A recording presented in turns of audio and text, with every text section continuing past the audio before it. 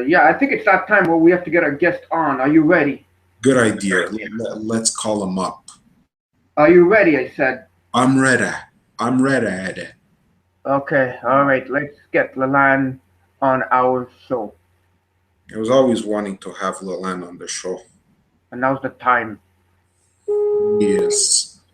Yes. Lalan. Hey, Robert. Hey, Lalan, welcome to the show. Mario and I are very happy to have you on our show. Say hi, Mario. Yes, I don't know if he can hear me, but hi, Lalan, finally. Oh, hey, Mario. Yeah, just let me turn the sound settings down on the broadcast. I'm getting a bit of an echo here. Okay, there we go. Yeah, I hear you guys now. Great. That's okay. Wonderful. It's great to have you on our show. We're so excited to have you on our show, Lalan. And yeah, thanks a lot for having me. This is a pretty far out there topic, but I guess your guys' show is kind of into that kind of stuff, so I think I can enlighten some people about some interesting topics tonight. Exactly. The more out, how can I say this? The more out of it is, the better it is. You know, we deal in all kinds of stuff, not just Illuminati stuff. You know, New World Order. That's one of the topics. But we like to cover many different subjects. And tonight we want to know what exactly is the Magi and the Illuminati connections and the big discovery that you've done. So, would you care to tell us who you are and what it is that you do? Okay, well, I'm a Canadian, live in Ontario, and I like to investigate different topics to do with the paranormal. And that actually all started when I had my own paranormal experience when I was about 10 years old. I don't know if you wanted to hear about that at all. Sure, go ahead. Yeah, we have time. Okay, well, if maybe Mario wants to put on the first slide a bit later, then I'll talk about that first. Yeah, so when I was about 10 years old, I was going outside with a friend of mine, and we were actually sneaking out of the house late at night. And a lot of people, when they go out at night, seem to have different paranormal type encounters, sometimes UFOs or ghosts or whatever. But my encounter was actually with the light beings. The light beams? Are those like shadow creatures? Well, actually, when I first encountered them, I had no idea what they were. And it actually took me quite a few years of research before I could actually come up with some sort of description of what I think they are now. And a lot of people do talk about them as being angels. And actually, if you go into the Magi text, they call them the the Amesha Spenta. So there's actually a term that goes all the way back to the Magi that discusses what these light beings are. And that's actually how I started researching the Magi. Okay, oh my gosh, I feel bad now because I've been calling him the Magi instead of the Magi. There's a lot of different translations out there, so I don't really think it's really that big of a difference. Okay, good. So, carry on. Okay, well, maybe if Mario wants to put on the first slide that I got ready for tonight. All right, I think it's up. Okay, well, if the slide's up there, they should be the one with light beings. Yes, it is. Okay, so yeah, it turns out there was a movie that came out a few years ago called Knowing. And in that movie, they showed an exact picture of what the light beings look like that I saw. So I figured that would be a good picture to show everyone. Yes, are they scary, evil? Well, it's kind of a touchy subject when people talk about the light beings, because there is the chance that they're angels, but then there's also the chance that it could be Lucifer. So they actually never said anything to me, so I never really got a lot of impressions of whether or not they were good or evil. I hope they're good. Right, exactly. But you didn't test them, did you, to see if they were evil? No, actually, I didn't even get a chance to talk to them. When they came up to me, they pretty much walked within an inch of my face, and we had a fear so strong that we couldn't move. My friend and I, they encountered them. So there was a bit of a period of time where they came so close to my face that they actually almost touched me, and then, like, in a blink, all of a sudden the night turned to daytime, and I had about, 5-6 hours of missing time. So I'm not really too sure what happened during that missing time, but I do recall that when I came to daylight, my eyes started stinging. So it was almost like I actually didn't have any time in between the two, almost like a time skip. This sounds like an alien abduction of some kind. Yeah, it does sound really similar. When I first started researching, I came across people's different abduction encounters, and I was pretty fascinated. There's a lot of connections between the two, it seems. Hmm. Very, very interesting. What do we do now? Do we have to move on to the next slide?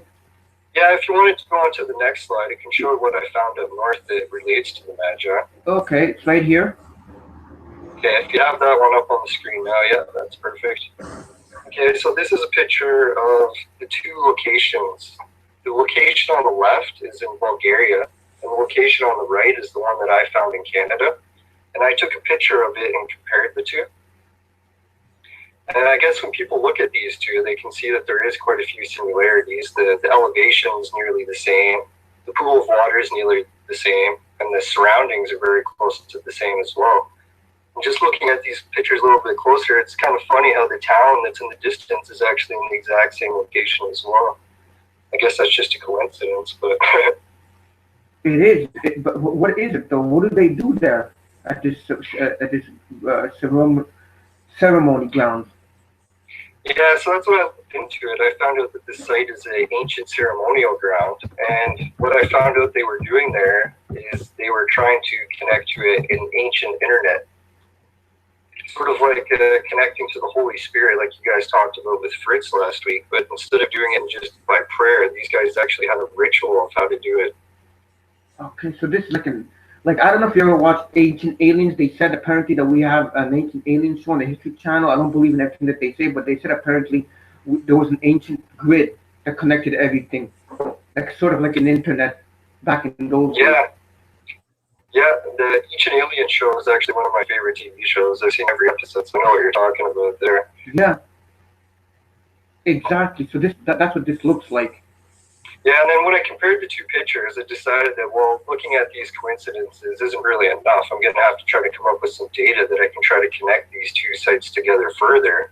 And what I did, I actually came across some pretty amazing findings, and I guess that's what we'll go to the over next tonight. slide. Yeah, the next picture. Yeah, we're getting on it. Okay, we're in it now. All right, you got picture 3, and it's here. I'll bring it up here too, so it's easier for me to describe. Okay, well, the first picture in these series of pictures is from Göbekli Tepe, and it's the oldest of the sites. And the reason I got these things on here is you can see that these red arrows are pointing to a bag. Yeah. Yeah, and this bag is actually really common in a lot of different Facebook groups. Everyone likes to debate on what was in the bag, what it was used for, and if this is actually proof that there was an ancient religion that was worldwide at one point. So when you look at the different dates here, you can see that the oldest one is the first one, and it's actually located in Turkey. And Turkey is, I guess, not too common for most people here in America. We don't really have much of an idea of what goes on in Turkey and what the history of Turkey is. But now that I've been researching this encounter or this spot up north, I found that Turkey is actually the center point for where this investigation really needs to take place. I don't know, are you very familiar with Turkey, or? Well, I've heard of stuff. I haven't gone into many details of Turkey, but I know that there's all kinds of ancient relics over there. Yeah, Turkey's really interesting because it's also the place where a lot of people think Noah's Ark landed. Yeah, exactly. That's another thing. Mount Ararat. Mount Ararat, yes. Yeah, so there's actually a new theory going out on the internet that Noah's Ark landed in Turkey on Mount Ararat, and then from there he went on to build the first ruins that we see here 10,000 BC or 8,000 BC in Turkey. So that's kind of where an ancient connection comes in. And what I found when I was going to the top of the mountain, I had to use that bowl with water in it for the picture, and I had to take a bag with me and carry water and pour it into it. So that's actually where I decided that maybe that's what these bags were used for, is they were refilling these pools, sort of like holy water. Okay, and if we look at, say, picture number 3, what is that? Who is that? It looks like some kind of a winged demon.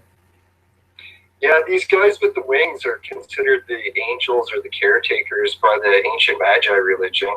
I should probably just clarify too, saying the term Magi is actually kind of a generic term. It covers a whole bunch of different, I guess, ancient religions, and grouping them all together is kind of like grouping, say, Christians. You know, there's different denominations of Christians, Catholics, or Roman Catholics, or Orthodox, and some people just call them Christians, and it's like a generic term. So that's what I use a generic term for these guys. They're all Magi as the ancient religion of the Magi. Okay, so Yeah, so there's one from Assyria, one from Armenia, one from the Olmecs, one from the Maya, and one from the Toltecs.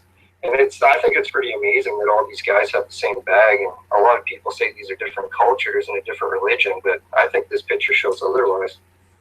So all these Magi, are they all like extraterrestrial beings? Well, that's the thing. A lot of the ancient cultures that talk about when the Magi came to the Earth, a lot of them did say they were from the stars. But I'm not so sure if it's really the stars or an interdimensional thing. I think it could be one or the other. Okay. Wow, this is fascinating. Okay, so I guess maybe we'll go on to the next picture. This is where it gets into the conspiracy-related stuff, so you guys might like this one. The Ahura Mazda. Yeah, I'll bring that picture up. Okay, I've got it here. Now, the top left image, I don't know, the one circled in blue, are you familiar with what that symbol is? Well, it's actually Zachariah Sitchin. I don't know if you've heard of his. I've heard of him, but I don't necessarily agree with everything he says, you know? Yeah, that's actually where I came into a problem too, is that Sitchin was saying that this symbol here circled in blue is the symbol for Planet X, and that's the symbol for Nibiru and that sort of thing. Right. And I found that conflicting with my research because it's pretty clear that that's not the symbol for Nibiru, and that's actually the symbol for an ancient god. And the Zoroastrians gave him the name of Ahura Mazda. And this connects to the Freemasons. Yeah, and that's when I just started to research more stuff on Ahura Mazda to see if I could find any connections. And one of the first results that came up is a new book that's been released. It's one of the Freemasons' texts. And this book was actually illegal to sell, and no one had it for the longest time. And it wasn't until the internet came out that we're starting to get some of this information. So when you can see the title of the book is actually even called Ahura Mazda, The Secret Meaning to Freemasons. It's by Albert Pike?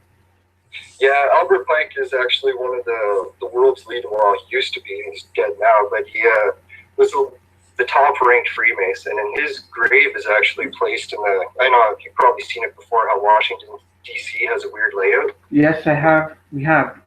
Well, his tomb is actually located at the very center point of that whole grid of ancient symbols. So they take Albert Pike's word pretty seriously. I can imagine, and I don't think it's anything too good. Yeah, and I actually bought Zachariah Sitchin's books to find out why he was calling this symbol Planet X. And I came across in his last book called The End of Days, book 7, on about page 180, he lists that he actually knows that the symbol is for a god named Ahura Mazda, but he thinks that it could also be Planet X. So there's kind of a weird situation there. It almost sounds a little bit fishy because I know a lot of Freemasons weren't allowed to disclose the reason for their secrets. And I'm not saying that Zachariah Sitchin was a Freemason, but it kind of looks suspicious to me there. Unless he was a whistleblower. Yeah, that could be too. There's also the case where a lot of this research is brand new. Like a lot of stuff that we're learning about the Magi just wasn't out there, I'll say 20, 40 years ago. So when he started his research, he probably was guessing at that point. Oh, yeah, exactly. For sure. So maybe later on he was able to change his opinion and admit that it might not be Planet X in his book, and that was pretty awesome that he did that because that helps my research as well to know that he did know that it was also the symbol for the world's oldest god. But where is this Planet X? When is it supposed to come? We've heard so many stuff. I haven't really followed too much of the Planet X research. Like, I kind of got caught up in other stuff, and I don't really get into the end day stuff too much either. I think a lot of that was supposed to happen in 2012, and it never came to pass. So. No, it never came true. It never happened. Well, we're still here, you know. Unless the year 2012 is like a couple of years. How can I say this? The calendar's off by a couple of years. That's the only thing I can think of. Yeah, it could be still, I guess. Yeah, and then the picture on the left next to the Freemason book shows winged disc symbols across the world. There's a couple in there like Egypt and I think Sumerian. Couple other ones, and it shows how it's basically the same symbol used by the Magi across different cultures back in the olden days. So I think that's more proof that the Magi religion was actually worldwide at one point. Okay, yeah, maybe we could go on to the next slide. Yeah, for sure we will, because they look similar. Yeah, it's the key when I was tracing this Magi religion is they have three basic symbols. Well, they probably have a few more, but one is the winged disc, another is the tree. And I guess this next slide will talk about the tree. And I actually found an interesting connection here is that in the Bible, they have the story of Adam and Eve and the tree and the serpent and forbidden knowledge. I'm sure you've heard of that before, right? Oh, yes, I have many times. But a lot of people use this as a reason to say that the Bible is fake and that this story is just too hard to believe and it sounds like a myth.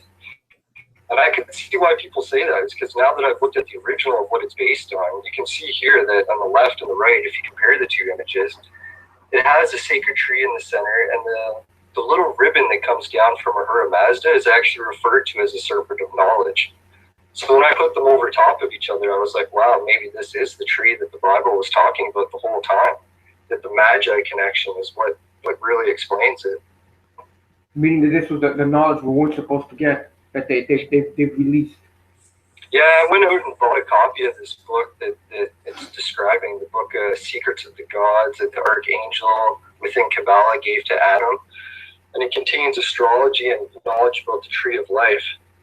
And this book is actually really fascinating, but a lot of the things I'm looking at are just pictures because it's still in Hebrew and I don't speak Hebrew.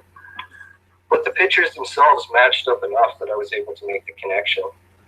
Were you able to buy these books easily, or were they hard to find? It's funny you say that. I actually went into a few different bookstores and tried to buy them. And in a lot of cases, people told me that I shouldn't be buying them and that it was just not something I should get into. And I was like, well, that's kind of a weird response to have when you go into a bookstore. Yeah.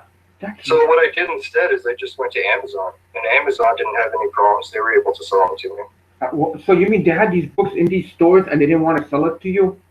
No, what it was is they had access to the books. They didn't keep them in stock, and they suggested that I didn't order them. Okay, that's weird because usually any store you go to, they want you to order. They want you to buy stuff, especially the way our economy is.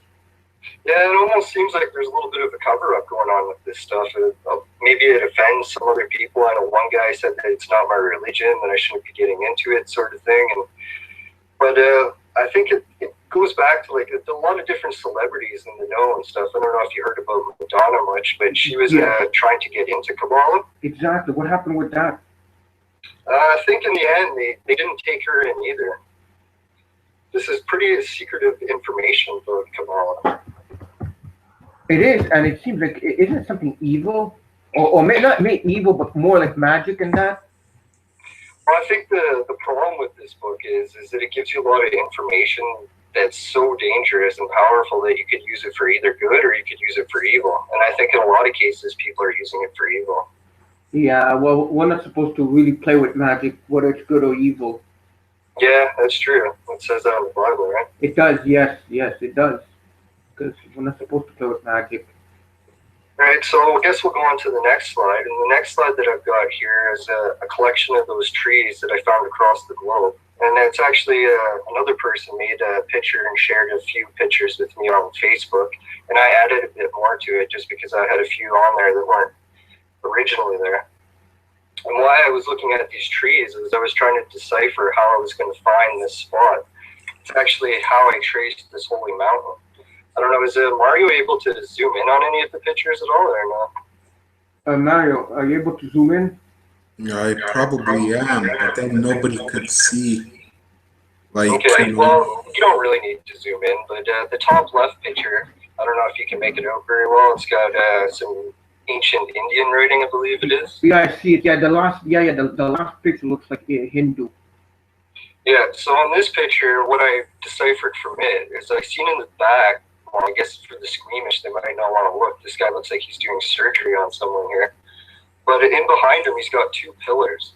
I don't know if anyone's familiar with the Freemasons. They have the two pillars pretty prominent in all of their locations. Yes, they do. And another thing that I learned from this picture was that the sacrifice was going to be required at the top of this mountain. And sacrifice isn't really something I'd be into. And I know that Jesus talked about in the New Testament that sacrifice was no longer needed. Right. He talked about how it used to be in the olden days, and that was something they did. But in modern times, it's something we shouldn't be doing anymore.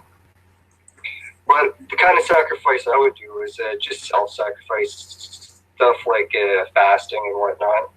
I'm not really going to be killing any animals. Or people like the Illuminati do right currently. Yeah, who knows? Maybe that's what some of those guys are still doing. But the picture next to it I've got is it's a scroll from Japan. I don't know if you can see it very well there, but it's got a big sphere in the center, and I wasn't sure if this picture was one of the sacred trees or not, and I put it up on a Facebook group to see if people thought it was or not, and I got a lot of interesting responses, and I'll go into that one in a little bit more detail. And then if you go 2 pictures over, we have another picture of the sacred tree that's from Kabbalistic teachings, and you can see that the sacred tree seems to change slightly from each culture to culture. And it almost seems like each culture has a little bit that it offers of the truth from each of these trees. You kind of got to look at each one for breadcrumbs and put it all together. Just like all religions, there may be some truth to all of it. Yeah, that's actually where my research is going now, is I'm looking at every religion and saying, wow, these religions all got a lot of truth in them, but at the same time, they got a lot of dogma. Yeah. A lot of people are just going to take it as verbatim, and they're not going to want to open up and actually investigate what their religion is. And I think that's one of the challenges we're facing today, is we can't just take each religion word for word, is we're actually going to have to re-examine these texts and find out what's the truth and what's not, right? I certainly agree with you on that, that's for sure. And then the last picture on the top right has another picture of the sacred tree with the human body overlapped. And that's where I came into the conclusion that the human body is actually one of the devices for connecting. Sort of like if you're going to use the Holy Spirit, you're going to need a body to connect to it, right? Yep, oh yeah, for sure you will. And there's a picture. So I looked at that one, yeah, and I looked at the picture down here and compared it to Adam and Eve. And then I looked even in the very bottom right, you have another sacred tree that's out of the Mayans. And it's cool because this picture from the Mayans gave me pretty much the insight that I was going to find one of these sacred tree spots in America. They weren't exclusive to the old world. And there we could see another one, Egyptian, right? Yeah, the Egyptian trees are a little bit different. I didn't really gather too much from them. I think a lot of their culture got erased. I don't know if you're familiar with Akhenaten, but his reign was pretty into the Magi and the one world religion, but they ended up chiseling everything off and trying to hide that fact.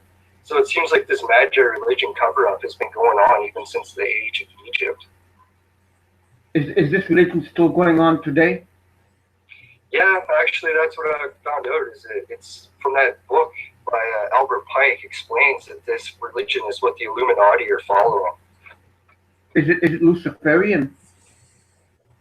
Yeah, I read in the book, Albert Pike's book, and he does actually talk a lot about the light beings and it being Luciferian, but he tries to refer to it as being a good light being. So I don't know if that would really, it's conflicting to me there. Oh, well, I don't think there's any such things that can, like, good light beings, you know. Personally, that's in my humble opinion, especially when it comes with Albert Pike. Yeah, it's hard to say. I'm always listening to different ideas on that to see if these light beings are good or evil. It's still a debate for me. So I guess we can move on to the next slide. And this one talks about or shows a picture of the sacred tree from Babylon, and then it shows the Japanese version. I don't know if you can zoom in a bit more, but yeah, these pictures look similar, but I wasn't 100% sure. And if you want to go on to the next slide, what I did is I took the handle or a piece of this and flipped it to see if it would look any more similar. And boy, after I flipped the image, I was pretty convinced myself that this is something I should look into if I'm looking into the sacred trees. It looks very similar. Yeah. And I don't know if you could make up, but on the left one, in the middle, it looks like there's an all-seeing eye. Yeah, I never even noticed that. I just noticed that now, because I tend to notice like Illuminati symbolism. Yeah, so it's funny how the Illuminati's been keeping their religion secret for I don't know how long now, but we've reached the point now with the internet where we can get a lot of this information ourselves, and we don't have to take any word on it from someone else. We can just look it up. As long as what they put on the internet is valid. Yeah, that's a valid point too. The internet has lots of spammers, that's for sure. It doesn't stop. There's a lot of spammers and a lot of, and the troop movement's been infiltrated. Yeah, it's sad to see, but it's a good sign in a way is that if they're infiltrating us, then they know that they have to try to stop us. And if they didn't infiltrate us, maybe that would be a sign that there's no way we can stop them. So I look at it as a good sign. They're worried. Of course. That's a good way of looking at it. I have not thought about it that way, but if they are infiltrating us, because we're all doing a good job, each one of us that plays a little part. Yeah, it's true. I think they wouldn't bother if there wasn't a chance that this is actually accomplishing something. They regret making the internet. Yeah, that's for sure. Okay, if you want to go into the next slide, I can show you that it's pretty wild. The sacred trees and all those other pictures, people talk about them as they're just metaphorical and they might not actually exist in real life. But in Japan, they're lucky enough that they still have the physical items left over from that age. They've kept them in museums this entire time. I don't know, would you be up for reading this little passage here? On the 14th of August, 1183 AD, Tareya no Monomori, chief commander of the ancient Japanese Tareya clan, took the 5-year-old emperor Antoaku and 3 legend sacred treasures to western Japan to escape pursuit by the opposing Minamoto clan. According to the accounts, the 3 treasures consist of the sword Kusanagi, the mirror Yata no Kagami, and the jewel Yasakani no Magatama. The regalia represent the 3 premier virtues of valor, wisdom, and benevolence. According to legend, these treasures were brought to Earth by Ningini no Mikukatu, legendary ancestor of the Japanese imperial line. All right, thanks, Will. Yeah, that gave me a chance to get a little bit of a drink there. And some of those words are really hard to pronounce. They are, yes, especially since I'm not Japanese. But the last sentence that you read there actually touches on the question you asked me earlier, is where did these magi come from? And then I guess right there it says, according to legend, these treasures were brought to Earth by a legendary ancestor of the Japanese imperial line. So it kind of goes to what different researchers have said, is that these Illuminati have been, with this secret knowledge, have been in the imperial lines or the royal families for, I guess, centuries. The mystery religion schools. Yeah, that's for sure.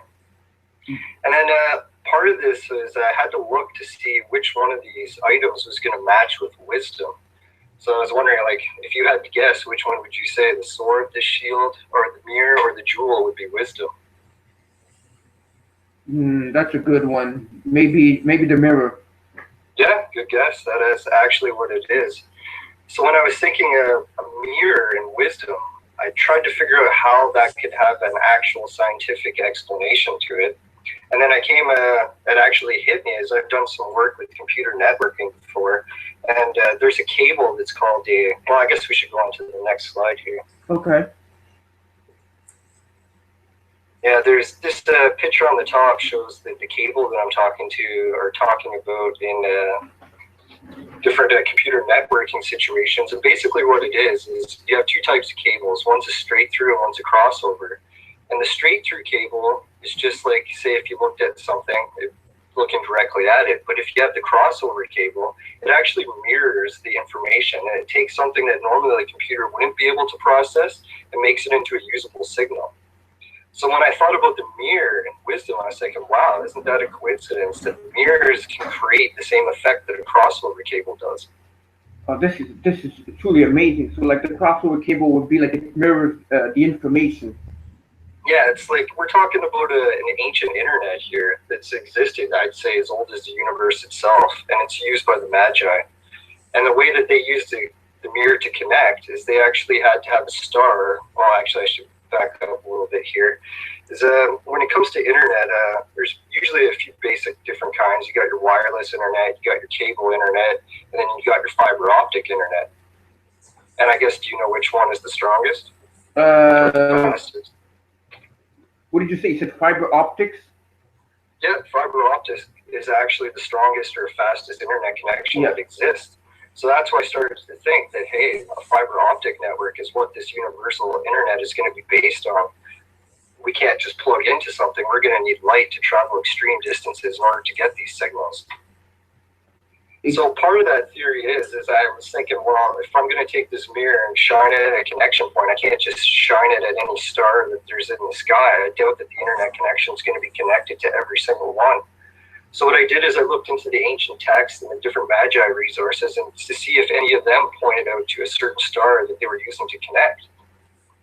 And then there was actually Robert Duvall's research. I don't know if you've heard of him or had him as a guest on the show, but he's the one who took the three pyramids and compared them on a map to the stars and found out that they matched Orion's belt. Orion's belt. And isn't that where the aliens claim to come from? Well, it's pretty close. What it is Orion's belt sort of makes an arrow or a line that points, and where it points to is the star Sirius. I don't know if you've ever heard of the star Sirius before. I've heard of it, but is that near, what do you call it, Zetuli Reculus? Yeah, it could be. I think maybe that's one of the, it's actually not a binary star system, but maybe even a trinary system. And that's one of the different stars in it, I believe. Okay. So yeah, looking at all the different pyramid designs in Egypt, and then they also have the same one in South America, or a similar one. And they all seem to be pointing to Sirius. So I was like, wow, man, can this really be just a coincidence? Or is pointing this mirror at Sirius what you need to do to connect to the ancient internet? So I decided to keep looking, and I needed to find some more proof to prove that Sirius was actually this. And if you want to go on to the next slide. Yeah. You've probably heard of maybe you've heard of them. Zahi Hawass made a discovery, I think back in the 90s, about these shafts that were in the pyramid. Yeah, I heard about them. And they were pointing up into random places, and people weren't sure what these shafts were used for. If it was taking your soul to the afterlife, or maybe it was ventilation to try to get air into the pyramids, but no one really knows for sure. And then I happened to notice that these shafts, one of them is pointing to Orion and one is pointing to Sirius. So I'm pretty sure that's what this means, is that the Great Pyramid had an internet connection, and that's what the shafts were for. And if you look on the right side, it says Draco. Oh yeah, there it is. Draco. Yeah, so and don't they talk about? Sorry, don't they say that the Draco is the reptilian, the Draco reptilians? I wonder if there's a connection with this. Yeah, maybe that there's an internet connection for each civilization, and that if you pointed to Dracos, you'd sort of be pointing at their server, sort of thing, right? Exactly. I'm sure that the whatever you want to call these beings, I'm sure they have some kind of internet connection, internet going on, maybe universal or whatever you want to call it, galaxy internet. And what we have here on Earth is just mimic. It's just a little internet compared to what they can do. Yeah, I was thinking on Ancient Aliens, man. They should really talk about that, because we always say that these ancient peoples had all this advanced technology, but we always seem to skip the idea that they had an internet. And I heard about the Akashic Records, which is this ancient hall of records that can be accessed anywhere and has the knowledge of the entire universe. So that kind of gave me the clue that, hey, there is a universal internet, and it's only a matter of time before people learn to reconnect to it. But are we supposed to connect to these things? Yeah, that's another good question, is if connecting to this knowledge is really forbidden for us as a species, and maybe it gives us all the answers to life, and maybe that's not the point of our existence, to get the answers to everything. We're actually here to try to figure them out. I'm leaning more towards we're not supposed to go into these things, look into these things, even though I always do look into all kinds of stuff. Yeah, it's always an ongoing thing. Because the thing is, sometimes you might unleash something looking into it. Yeah, Pandora's box, right? You don't want to open it, because if you do, then you can't close it, sort of thing, right? Exactly, for sure. Yeah, and if you want to go on to the next slide, I just got one last thing here to talk about the Sirius connection. I think you have it up there now. It's we do. A couple of fish guys. Yeah, they look like fish heads or something. Yeah, it's funny how Susie from Chitango mentioned it earlier today. She was talking about how the Pope wears a fish-looking type hat. It's true. And look at that one, the one on the right. Yeah, he almost kind of looks like the Pope. Yeah. No, it's these fish hats are kind of funny, because I don't know if you've ever heard of, there's an ancient culture in Africa that has a fish god. Have you ever heard of that before? No, I haven't. Yeah, it's an ancient tribe called the Dogon. And it's funny, because the Dogon are actually still in Africa, and I forget how many they number, maybe over 100,000 even still.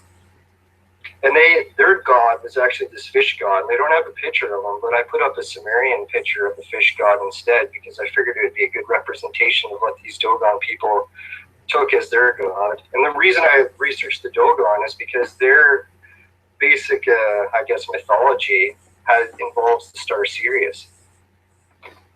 And I thought that was pretty amazing that a tribe in ancient Africa had information about the star Sirius, right? They must have gotten their knowledge from the ancient ones.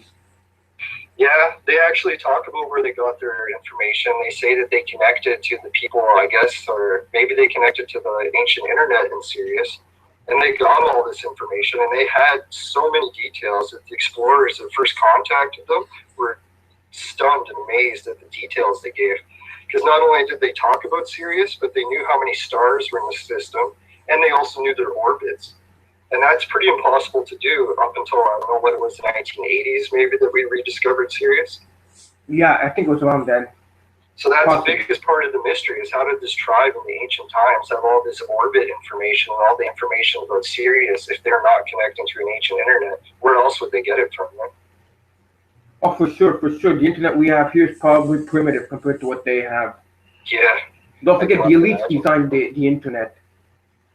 Yeah, our internet is not really the greatest in content. It's not. I mean, it could get offline and just a little glitch in it, and the service go down, and you know. Yeah, and if you want to go on to the next slide, then.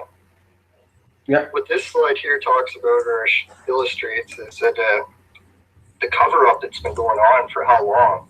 And this picture is actually taken at a ruin site also in Turkey. Because we mentioned Turkey earlier. And the funny thing about this is they smashed these ruins and tried to hide the fact that it was Magi. But if you go to the next slide, I've already learned enough about the Magi that they're pretty much going to have to smash every single piece off of the wall in order for me not to be able to tell what it is. I don't know if you look at the next slide where we got the two compared to each other. I think that's an ancient tree. And I think it has the winged disc at the top. It does. I see on the left hand, the left one, right? I see like a winged disc right there, yes. Yeah. So the cover-up wasn't just smashing the relics and trying to hide it from people. They actually went to that ancient site in Turkey, what was it, Göbekli Tepe, and they buried it so that people couldn't find it. And I was wondering, like, why are people trying to hide this, like, so intensely and for so long? Like, what's the big deal with this Magi religion? And what's the connection to modern times? Is this Magi connection still with us today? I'm sure it is. Maybe it's not even. Maybe it's a different type of name, but I'm sure in some form it is. Definitely. Yeah. So then I happened to come across. Maybe we should bring it up. Yeah. If Mario can maybe bring up the picture of the map that I gave him of Turkey. The map? Okay. Yeah. Well. Yeah. He'll go look for it now. Maybe I'll take a little second or so. Yeah. Okay. Yeah. Is this? It's coming up. All right, so you've got the map of Turkey up there now? Yes. Okay, so in Turkey, actually this was part of the big discovery that I made when I was getting ready for the shows. I wasn't really familiar with the geography in this area either. And if you look to the top left of Turkey, you can see that it has a border with Bulgaria. I don't know if you can remember, but that's where the first picture I showed from the slides. Yes. That's where that holy site is in Bulgaria. So it's kind of an interesting thing we got going here is that Noah landed in Turkey at Mount Ararat. Then he went on to Göbekli Tepe. And then he was up in Bulgaria. And then if you look down in, what is it, beneath Turkey, we got two places called Syria and Lebanon. Yeah, I see it. So this is kind of where the connection, well, I guess Lebanon is the modern name, but there's an ancient culture called the Phoenicians, and they had their capital city in that area. So I was wondering, did Noah actually come down and found some of the first civilizations like the Bible actually says, and if we could prove that? So what I did is I looked at some of the linguistic evidence to see if there was like a common thread for names. And I looked at a list of Noah's grandkids. I don't know, you've probably heard of a list of Noah's grandkids, but it goes in one ear and out the other sort of thing, right? Yeah, well, the grandkids, yeah, for sure. I mean, there's so many names. Yeah, so many names that it's confusing. But then when I looked at the capital city's name for Phoenicia, it was the exact same name as Noah's grandson, Sidon. So we have a connection here that actually Noah's grandson went on to found the civilization of Phoenicia. And you know what's funny? I see right here there's a city called Batman. Yeah, that's true. I just noticed that too. Yeah, Batman. I wonder what that's all about. Yeah,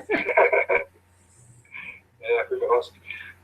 But what actually is interesting, I guess, if Mario could go back to pick 15, the one that has the coin on it.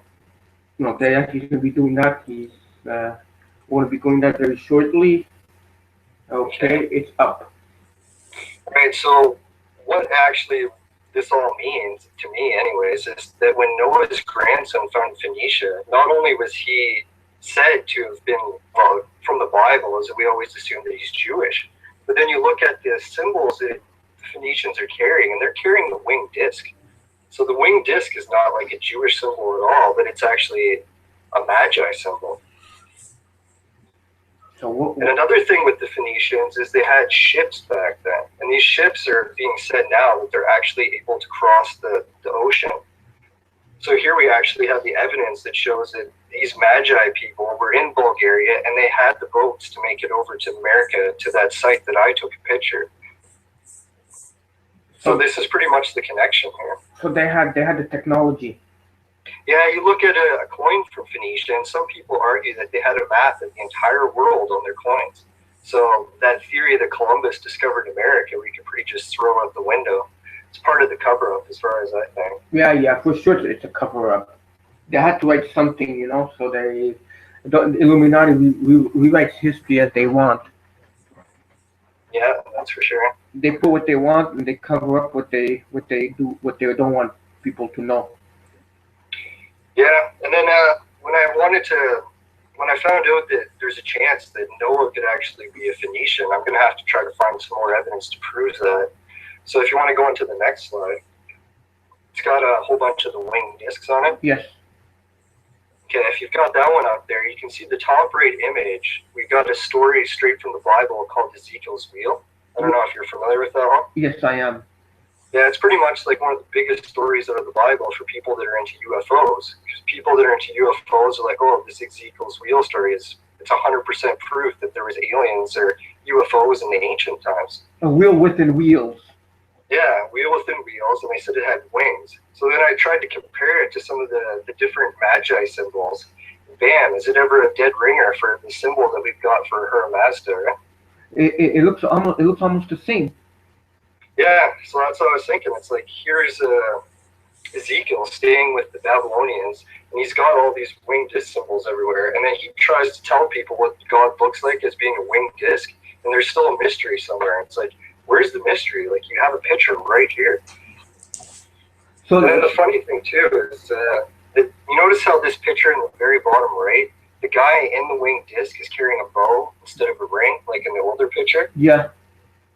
Well, I talked to a few Assyrians on Facebook, and what they told me is the reason is that this god's name is Ashur. And it's funny, Noah's grandson also has the same name, Ashur.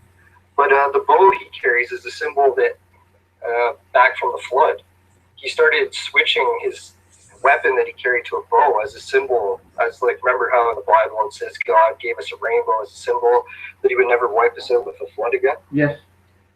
Yeah, so that's where that rainbow comes in, or his bow. And that picture, isn't that supposed to be God up there? Yeah, the top right picture, you mean? Yes. Yeah, so it's hard to imagine that some people are saying that they don't know what Ezekiel's wheel was modeled after, but I'm pretty solid that this is actually what it was modeled after. Yeah, and the other thing, too, is with Noah's son being named Ashur. It's like, doesn't that seem kind of weird? It's like, try to picture two rival religions, and then one of those people having a child, and then naming that child the name of the god of their rival religion. It's like, doesn't that seem a little bit odd? It does, but I think everything was done, and they knew exactly what they were doing. Yeah. I don't know, if I had never heard about the Magi before, I don't know if I would have noticed the coincidence that Ashur is the guy in the winged disc and the same name as Noah's son. I just don't think it's a coincidence there. No, there are no such thing as coincidences, I think. Yeah, in most It only cases deals not. with these things. All right, if you want to go on to the next slide, this is probably a picture that most people are going to be familiar with. It's the story about Jesus' birth and how the wise men followed the star. Yeah. So that's when I came into these wise men. I figured out that they were magi. I looked into some of the ancient texts in Syria and Assyria and Babylon, and they're pretty clear that these wise men would be followers of the winged disc. And then I was thinking, the problem that the Bible scholars have is when the Magi followed the star, it didn't map up. They're like, you can't look at a star that's in the east and then travel east, or the directions just didn't map up right. So then people started saying, oh, is this star a comet, or is it something else altogether? But my research shows that those Magi were looking into an internet, and that's what this star was, is they were actually looking into Sirius. So this inner, I guess, universal internet doesn't have useless information that we would have on our internet, but it actually has useful information like the location of when the next prophet is going to arrive on Earth. I wonder if it has viruses. Yeah, you can imagine what an ancient virus would be like. Well, when I was looking at the Bible references to this, I'm like, well, I got to find some more information about what the Magi talked to about Jesus and what they taught him. And then what do you find in the Bible? But there's 15 missing years. I was like, wow, could you imagine that there's no mention of the Magi again in the Jesus story, but there's a giant chunk of 15 years missing. It's like, I think that the three Magi came to visit him, and they didn't stop there. If they were going to be the first people to visit him, they're going to visit him again. And isn't it a bit suspicious that the Bible doesn't talk about them ever visiting again? Well, it could be that it was taken out for some reason. Because a lot of stuff in the Bible, they've taken out. Yeah, it's a common theme that I found with this Magi stuff is it keeps getting removed over and over and over again from history. And then even if you look at ancient libraries that were destroyed, like the Library of Alexandria, it was filled with Magi texts. And then if you look at the libraries in the, say, the Mayans, their text was all Magi stuff, and it was all destroyed as well. And then you even look at ancient China. Ancient China now has evidence for pyramids. And the first emperor of China, well, one of the first things he did was he burned all the records. So a lot of this Magi stuff just keeps getting destroyed and destroyed and destroyed. The cover-up just never ends. Exactly. Like, there's so much mystery, you know. Like, I mean, the Book of Enoch was taken out of the Bible. Yeah. But I think it was the Catholics that did that. They didn't want it for some odd reason. Yeah, it's amazing some of the stuff that's gotten taken out. I think we should really re-examine some of these texts that have been taken out and try to find out why they were taken out. Probably didn't want people to talk about the angels and the demons and the giants for some odd reason. And it could be that this knowledge, once you connect to the ancient internet, is going to give you an advantage over people. And then once you have that advantage, it's like in poker, are you going to show everyone your cards, or are you going to hang on to that advantage and exploit people for it, right? Right. So I guess if you want to go on to the next slide, I can show you, here's actually what the three wise men were following. Is their main leader at the time before Jesus was a guy named Zoroaster. And it's funny, if you take a picture of Zoroaster and compare it to a picture of Jesus, there's not a lot of differences there. No. It's almost as if it's just the same deity. Yeah, it's almost like we keep getting the same type of prophets over and over again in history, and makes you wonder, is it a coincidence, or is there something to this? Well, the thing is, isn't a picture of Jesus supposed to be taken from the 1500s? Yeah, I would believe so. Or a painting. A painting, yeah, of this guy called George, or some name, I can't remember the name. Yeah, that's it. And he painted that, and it's supposed to be him. When we think of Jesus, even though we're not supposed to be thinking of an image, that image sometimes pops up in my mind. Okay. Well, if we want to go on to the next slide, it's another picture of Jesus here. I think that would be St. John the Baptist probably baptizing Jesus for the first time. Yeah. You got that picture there? Yeah, we have it. All right, well, when I was looking at this picture, I was looking for different evidence now that I could find that some people knew about the winged disc Magi theory back in the olden days, but they weren't allowed to tell anyone because of this cover-up. And then I looked at this picture, I'm like, wow, the way the painter painted the bird at the top, he sure made it look a lot like the winged disc, yeah? Yeah, he did. So I was thinking, well, who is this guy that painted this, and where did he get this information from? And then I looked him up, and turns out he's one of the most famous inventors in history, maybe second only to Nikola Tesla. I don't know if do you know who painted this one? I have no idea. It's Leonardo da Vinci. Da Vinci. Yeah, he was one of the greatest inventors in the Renaissance period. Yes, when I know everyone who was he is. driving horse and buggies. His warehouse was filled with like mechanical robots and stuff that he was building. So he did this painting, eh? And it's very strange that a man would draw a picture with that on top of the head. Yeah, I was wondering, it's like maybe this was Da Vinci's way of saying that he knew about the Magi tradition, and this is where he got all the information from to build his inventions. Yeah. I was thinking, well, that's quite a stretch here, and I don't know if I'm really going to be able to make that connection, so I had to do some more research to see if I could prove it. And what's this picture on the right-hand side in the sky? Is that a UFO? It looks like some kind of UFO craft. Yeah, there is quite a few biblical paintings that have UFOs in them. You know, and I don't think those are coincidences either. Yeah. So how I was able to prove it is I actually got some help from one of your previous guests on the show. I think, what's her name? Karen Hudez? Yes, we had her on the show last year. Yeah, she was one of my favorite guests because she was talking all about this Magi stuff and how that the Magi religion is actually who the elite, like the 13 families of the Illuminati, are following this Magi religion. And she disclosed that, and I was like, wow, that's amazing information. And then she gave that list of 13 families. And then one of the names that was on there was the Medici family. So I'm like, I'm going to trace back all these different families and see if I can find a connection to Da Vinci. And as I traced the Medici family name back, you have to go back, I guess, what is it, to the 1600s. But luckily, we got all the information with the internet these days. You can trace those bloodlines back yourself. And when I did, I found out that the Medicis had an academy. And this academy is where Da Vinci actually learned and got taught. So I was like, wow, isn't that a coincidence that the Medici family, the 13 families of the Illuminati, gave Da Vinci his information to build his inventions. And they probably got this technology from you know who. Yeah. So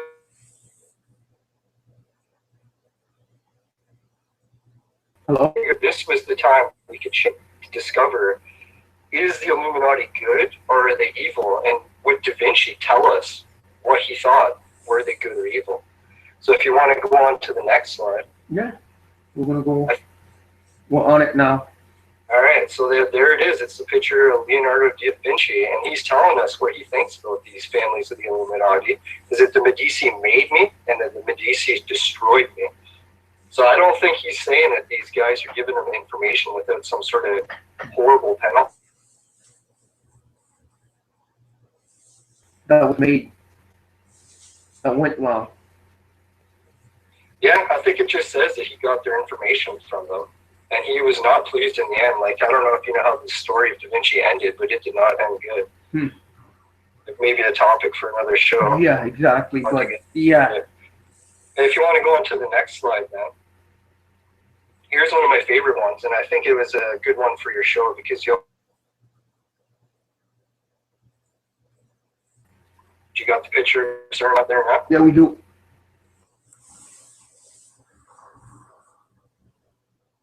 CERN is yep. Still there? Yeah, you're cutting up. We can't hear you. Mario, can you hear him? I hear, but it cuts up every once in a while. Yeah. Do you guys need to call me back or no? Well, I think you're fine now. Okay, I'll try moving a bit closer to the mic and see if that helps. Okay. Okay, so what CERN is actually doing here, if you compare it to the ancient mirrors, is the picture on the top left. We've got a mirror, and standing next to it is the Egyptian deity God, or not God, Thoth. Yes.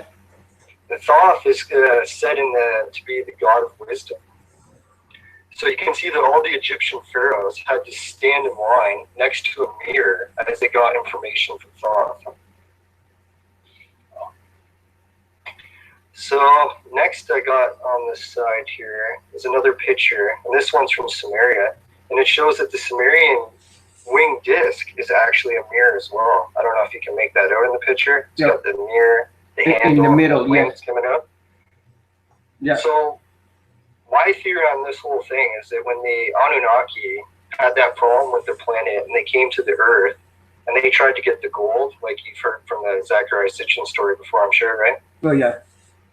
So when they came to get the gold, it was to try to save their planet. And what I'm thinking is, since we have no records saying that the planet was saved and talking about how everything went well after they got the gold, that their plan failed.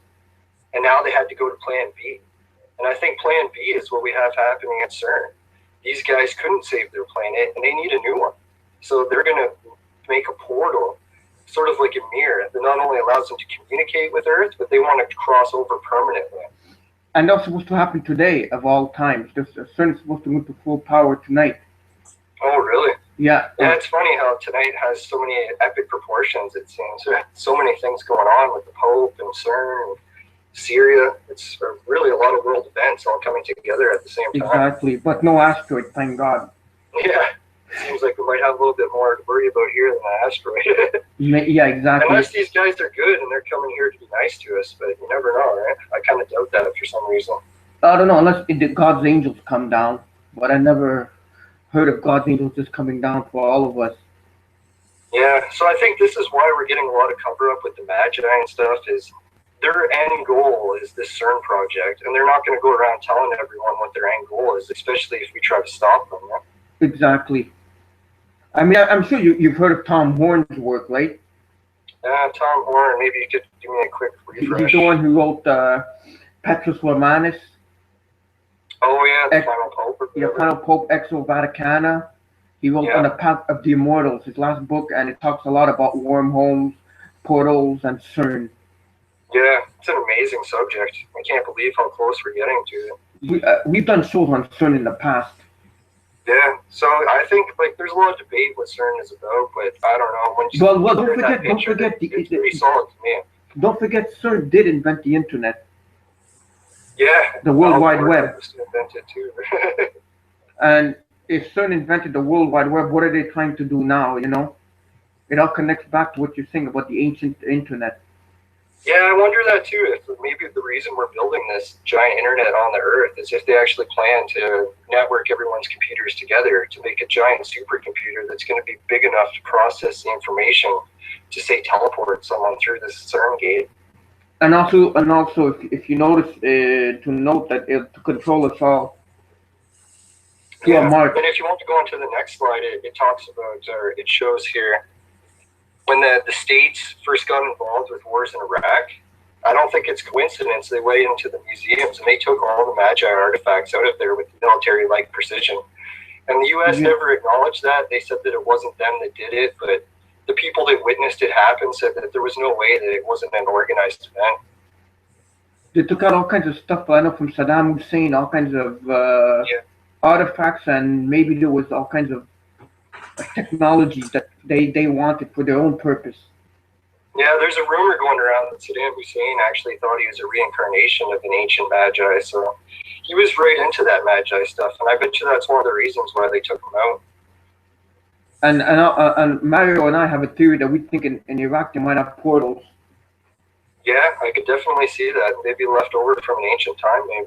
Exactly. And of course, the Americans, the U.S. government wants all this information for themselves, all this power. Yeah, if you want to go on to the next slide, I just put up a picture of a charity organization called Lifeline Syria. Yes. And actually, that's where this all connects to even the Syrians right now, is that you have Turkey, and just below them is Syria. So I have a feeling that the reason why ISIS is destroying all these relics, like I'm sure you've seen on the news, is that they're trying to end this Magi knowledge from getting out to the public, and the Syrian people are actually getting caught up in the middle of this. And I'm not really big into charity a lot of times, that I think it's going to the wrong sort of things, but this Lifeline Syria, if these people are facing like that kind of catastrophe where they're not immigrants just coming here looking for a better life, they're actually refugees trying to escape this war that's covering up the Magi. And don't forget, Syria is in, well, Damascus is in the Bible. Prophecy saying it's going to be destroyed in the end days. So we're living in interesting times. That was one of the big things that hit me when I was looking at that map, is I noticed that Damascus is right down in there in Syria. So it's like the Bible says that Damascus has to fall for the end times to come, and that's what we're going through right now. The people in Syria, their places, Damascus, it's getting destroyed. It's just inching its way closer to the end times. What about Nimrod?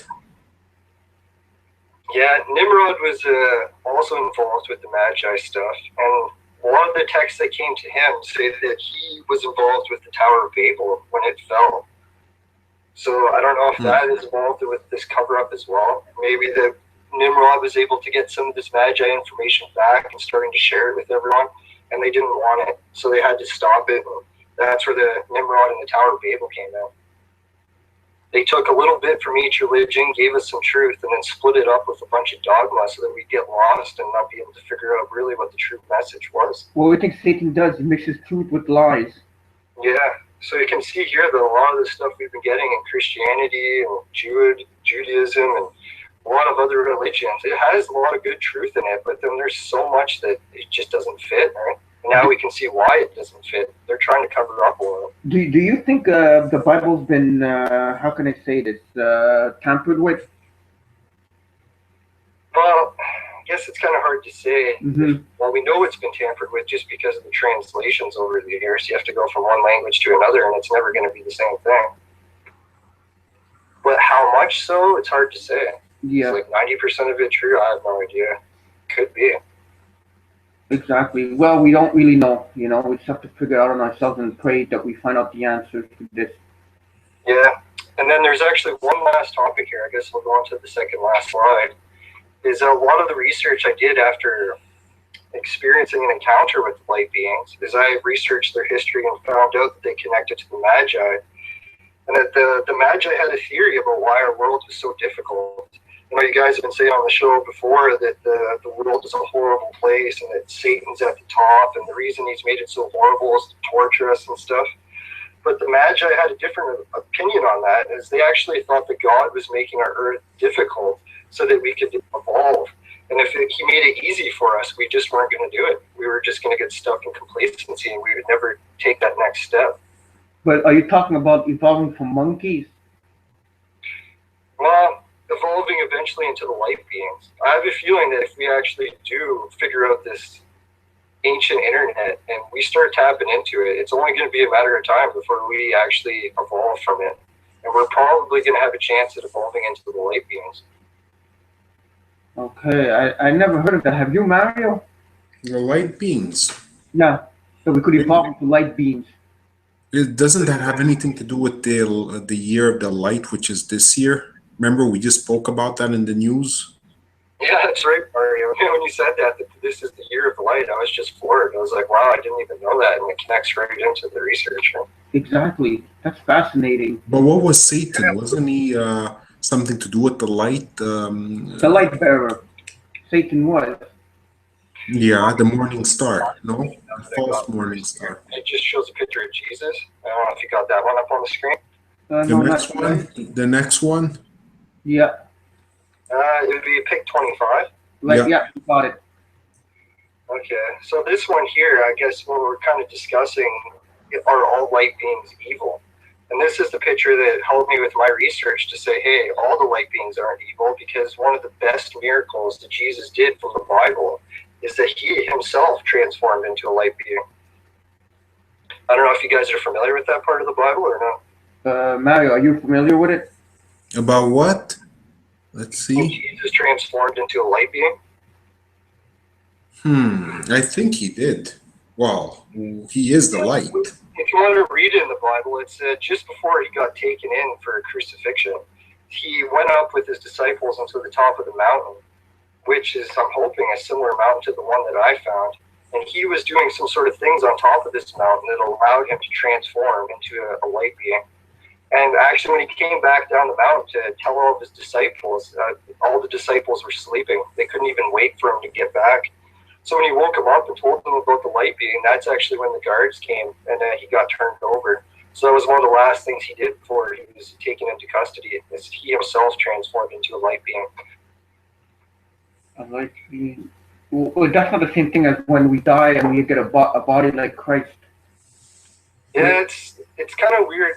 Like, is this light being like the Holy Spirit? I'm wondering maybe that's what it is when you have the full power of the Holy Spirit, is you're a light being? That's very fascinating, but it's very hard to tell. Yeah, it's well, this is where it comes in. Like, it's Satan being a light being, proof that all light beings are evil, but then you get this picture of Jesus, and he's also a light being. So I don't think it's that easy that we're just going to be able to say all light beings are evil. No, the thing is, I've dealt in all kinds of stuff, and the light beings are coming. You could become a light being, pray to the light beings, you know. And who are these light beings? Are they demons, devils, masquerading around as angels of light? That's where it gets tricky. Yeah, if you take a look at every culture, like what is it, the Tibetans, the monks there, they have a light being body that's called the rainbow body. And pretty much every religion in history eventually leads up to the apex of their religion is turning into the light being. But I get the feeling that all these religions are sooner or later going to turn to just one world religion, like it's been prophesied. That's what it seems. Yeah, that's what I'm thinking. Is like we don't have to worry anymore about what this new world religion is going to be. It's like it's pretty obvious to me we're dealing with the Magi religion as the one world religion, and how much of it is true, I don't know. It's hard to say. It is. It sure is. I mean, it's like an ongoing project. I'm going to be researching this stuff probably till the day I die. Until the end of what? Until the end, right? For sure, I agree with you. Yeah, for sure. And with the Pope visiting the United States, it's not gonna be good. Maybe it's for a world religion. Yeah, maybe if you want to put that map of Turkey up one last time, I'll just try to tie everything in together here. Okay, it's up. Okay, let me see here so I can get it. There it is on my screen too. All right, so we have Turkey as where Noah landed. He built that Göbekli Tepe. He founded the Phoenician civilization in Lebanon that had a sea route that went all the way over to America. So it's kind of ironic that at first I was thinking, oh, I found this holy mountain, wonder if it connects to the Magi. And then when I traced where Bulgaria was, it was so close to Turkey in this Noah situation that there's actually a chance that Noah's direct descendants were the ones in America standing on top of that mountain where I took the picture in America. Whew. Yeah, it's pretty amazing to think. Like, I always thought if I was going to go on some sort of pilgrimage, I was going to have to go to Israel or something. Right? Exactly, and you didn't even have to. And you said and you said when you've been there, didn't you feel like electricity? Yeah, it was an incredible place. Like when I was there, I just knew that I was standing on something big. And a lot of people have been there before, but they just didn't see the connections to the Magi because this Magi stuff's been covered up for so long. And then if you look actually to the right of Turkey, you have a country called Armenia. Yes. I looked into the history a bit of Armenia to see what was going on there. And their version of Christianity is almost filled with Magi stuff. I was like, wow, how come I've never heard about these Armenian Christians that have a Magi Jesus the Phoenician that he was called and stuff. And then I found out Armenia has actually been part of this cover-up as well, where their people just got slaughtered and a lot of this stuff was covered up. The genocide. So the cover-up didn't just start or end in Syria, it began in Armenia as well. All of this probably a genocide because of the cover-ups of all these religion and the ancient knowledge that they don't want us to know. Yeah, so just to summarize, that's what I think is what the connection is to Syria as well. Like Syria being so close to Turkey, it's just the hotbed for where this Magi stuff is going to be found. And it's really awful for these people to be going through such a crisis right now that they're getting caught right up in the middle of the biggest battle in history. Right? This is the biblical end times. It's like if you're not going to help anyone, you should really help the people that are going through the biblical end times and are on the front lines. It's as if all the biblical prophecies all coming in piece by piece like a puzzle. Yeah, like today's the 23rd and everyone said something big was going to happen today. Well, on your show, people are finding out that Damascus is falling, and it's falling because of this world religion that's connected back to the Magi. So I think it's a pretty big discovery. Yeah, the thing is, we can't say on this day all this is going to happen, like, you know, because the way I see it is no one knows the day or the hour, nor the angels, nor the Son, only the Father. So Yeah, we don't know the day it's going to end, but we can see now that it's begun. Yeah, exactly. But what they did last couple of months is just post everything to this date over here, September 23rd, that all this stuff's gonna happen. Yeah, well, almost as if it's a false flag. Almost as if all of this was put together as a false flag for some whatever reason that they have that maybe we'll find out in the near future. This could be called like a false flag because nothing really amazing big has happened on their end. Yeah, it'd be nice if while the Pope's visiting that some people were watching the MnRTV show and they talked to him about this Magi stuff and asked him to open up the Vatican archives. Because the Vatican archives are going to be loaded with this Magi text, and I have a feeling that's why they don't let everyone in. Because they don't want people to find out about the Magi. Exactly, and hopefully tonight that's the big thing, the Magi connection to the Illuminati and world events. That could be what the only big thing that's happened. Don't you agree, Mario? Yeah, definitely. For sure. Yeah, we did cover a lot of stuff on the show today, so I hope it wasn't too confusing. No, it wasn't confusing at all. I got the drift right away. You know, it's still all new to us, but you know, it's always great. Yeah, it's not the easiest stuff to explain either. Like I've only told maybe like 2 or 3 other people about this, and a lot of them don't have a background in the ancient history stuff, and they just look at you like you have 2 heads, right? And it's hard to follow. Exactly, for sure. So, in closing, is there anything you would like to add? I guess in closing, I'd just like to say that one of the new projects I'm working on is I'm going to be going to a Syria Aid concert. I'm trying to help raise money to help these people in Syria that are going through these end times. It's because they're really going through a lot. You're going to Syria? No, I'm actually going to a concert here in Ontario where they're raising some money for Syria refugees. Okay. And I'd just like to say, too, that like a lot of times people are praying to God, and they're always asking Him for different things. And people ask God, like I've prayed to Him before and asked Him for what I want. And it's funny how people say the prayers aren't answered, but if you look carefully, sometimes God actually gives you what you need, and not what you pray for. Oh, what you need, yeah. Well, not what you ask for. Like I don't think He'll ask. If you ask Him for $1 million, He'll give it, but He might actually give you enough just so you can get by. Which many times is more than enough. Yeah, and with this light body stuff coming up too, it's like we shouldn't get all down about the world being such a difficult place, because the reason it's difficult, I think, is to help us evolve. Exactly, and to be tested, but sometimes it gets demoralizing. No, it is a little bit depressing these times with the economy and the way the wars are breaking out and everything. But I think good times are on the horizon. We're gonna come through this on top. In the end of all ends, for sure, I agree with you. It's hard to believe this is all for nothing. No. There's a purpose to everything. Yeah, I agree with you there. Well, yes. Well, all right, Leland, Mario, and myself want to thank you very much for coming on the show, right, Mario? Yes, thank you. There's so much information. I'm definitely going to have to rewatch this show just to observe this information.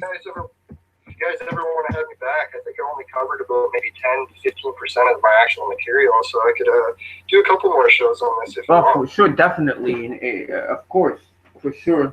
Just let us know with the information, for sure. We'd be more than glad to have you back on, you know. All right, sounds good. It's like tonight was actually one of the funnest times I've ever had in my life, actually getting a chance to share my research with the world. Well, it was all our pleasure too, trust me, and we want to thank you very much for coming on the show, and we'll talk to you soon again. And as you know, once the show's up, post it everywhere that you can. Oh yeah, I'll be sharing it all with my family and friends. And everybody and groups, that's what we're going to be doing, you know. So we want to thank you very much for coming on the show, and God bless you, Leland. Thank God you. bless you guys too. I hope you keep up the good work, and I'll see you in Chitango next week. Yes, thank you very much. Good night. Right, later. Thank you. What a show we had tonight, didn't we? Yeah, I mean, wow. I mean, the Magi, we didn't know that much connection to it, but you know, I mean, if it's hidden, that's something that's earth-shattering, I would think. Yeah, I mean, I learned so much. It's like, wow, I was grasping all that. I'm glad we had Leland on. And it's good to learn new stuff that we're not always like rehashing the same stuff, because I get tired of always rehashing the same thing over and over. Yeah, You but know, we but gotta rehash because a lot of people don't know what the hell we're talking about, and there's new people that have just discovered and they've woken up. So we have to keep on saying. but we also have to be innovative and discover new stuff and get it out there, and you know, so people can learn and see what it's all about, like the Magi connections to the Illuminati and the ancient internet galactic grid, or whatever you want to call it. But anyhow, guess we're gonna call it a night, and Yeah, so we'll see you next week, God willingly, and God bless you all. And that's it for now, and we'll see you next week. Thank you very much for watching the show. Good yes, night. thank you, people. Be back next week. We definitely will try and be back, unless if something happens where there's an earthquake or something, which ain't gonna happen. But we definitely will be back. Yeah. For more. All right. Have a good night. Thank you. Bye.